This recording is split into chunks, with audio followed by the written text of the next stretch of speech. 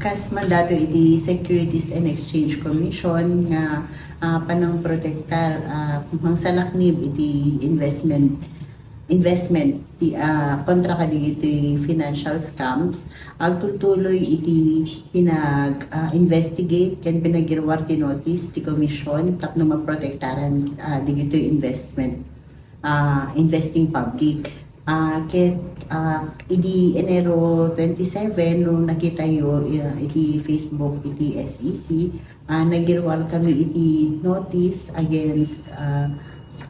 financial Fidelity Capital Investment Group dedicated against the unauthorized nga pinagsolicit da iti investment ti publiko. Deti makon ko ng FCIG wenno Fidelity Capital ket haanda nga rehistrado iti SEC, although i-claim da nga rehistrado da iti sabali nga nasyon yung deti pangilyan tayo ket haanda nga rehistrado. Ket aktibo da nga agkagalap wenno mga alukoy nga ag-invest iti publiko ti proyekto da nga FCIG YEPBIT dedicated cryptocurrency trading. Ket super active data ket adapay actually ti opisina da iti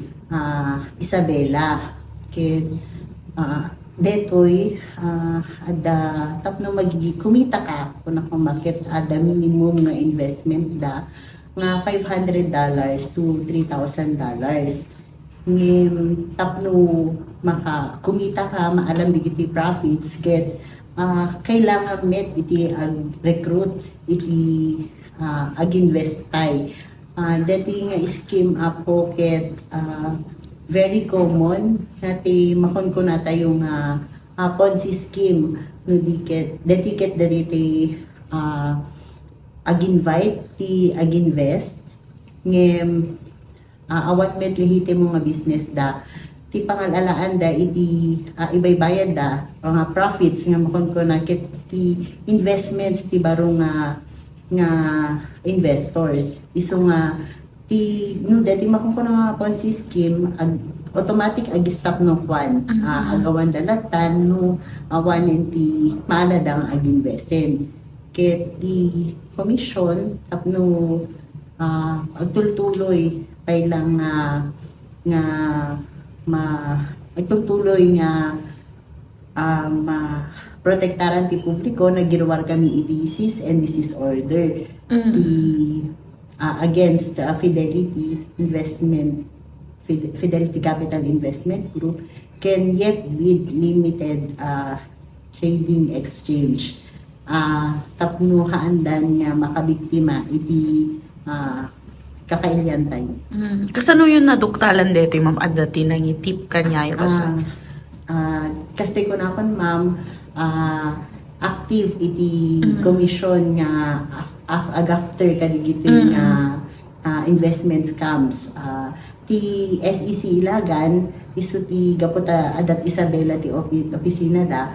isu dati nag-imbestiga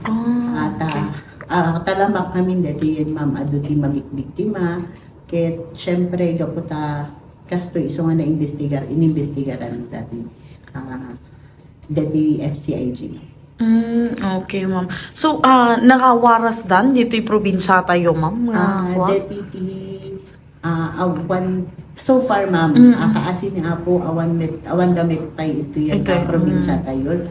pagilian tayo, ket iso nga ron nga agaman kami, sa opportunity to bombo, tapno matulungan kami nga agiwaras kadito yung information against FCIG. Ket numan adaman digiti nabikbiktima wenno same nga modus kun umayda digiti biktima umayda agi report kanya iti SEC Lawag Extension Office. Okay.